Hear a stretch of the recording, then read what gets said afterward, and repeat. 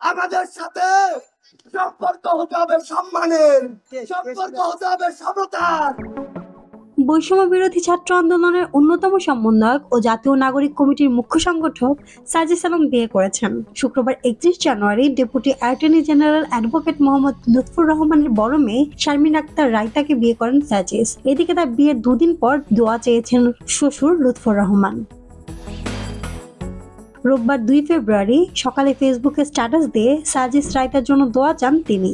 সাজিস আলমের শ্বশুর তার ফেসবুক স্ট্যাটাসে লেখেন, আলহামদুলিল্লাহ, আমার মেয়ে রায়তার শুভ বিবাহ সম্পন্ন হয়েছে। উভয় পক্ষের পরিবারবর্গের উপস্থিতিতে সীমিত পরিসরে গাজীপুরে ভাওয়াল বনভূমির গহীনে রাজেন্দ্র ইকো রিসোর্টে গত শুক্রবার 31 জানুয়ারি 2025 আসর নামাজ শেষে মসজিদের বিবাহের ধর্মীয় আনুষ্ঠানিকতা সম্পন্ন হয়। এই সময় লুৎফর রহমান লিখেন, আমার পারিবারিক, পেশাগত, রাজনৈতিক, একাডেমিক এবং সামাজিক বলয়ে অনেক ঘনিষ্ঠজন, শুভাকাঙ্ক্ষী, হিতাকাঙ্ক্ষী রয়েছেন। দুঃখজনক হলেও সত্যি, বিশেষ কিছু সীমাবদ্ধতা এবং নীতিগত কড়াকড়ির কারণে তাদেরকে নিমন্ত্রণ করা, এমনকি অধিকাংশ মানুষকে জানানোও সম্ভব হয়নি।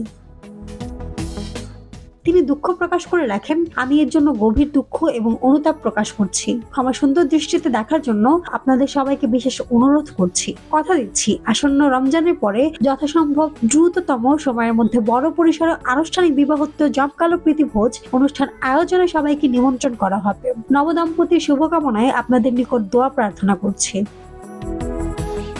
পেশাগত কারণে সাজিসের শ্বশুর লুৎফর রহমানের স্ত্রী, মেয়ে ও 2 ছেলেকে নিয়ে রাজধানীর বাসাবো এলাকার শাহজাহানপুর এলাকায় বসবাস করেন। তার গ্রামের বাড়ি বরগুনা সদর উপজেলার 2 নং গৌরীচন্না ইউনিয়নের লাকুরতলা নামক এলাকায়। সাজিস আলমের স্ত্রী রায়তা পবিত্র কোরআনের একজন হাফিজা এবং 3 ভাই বোনের মধ্যে বড়। তিনি সবসময় পর্দা মেনে চলায় মিডিয়ায় তার কোনো ছবি প্রকাশ করা হয়নি।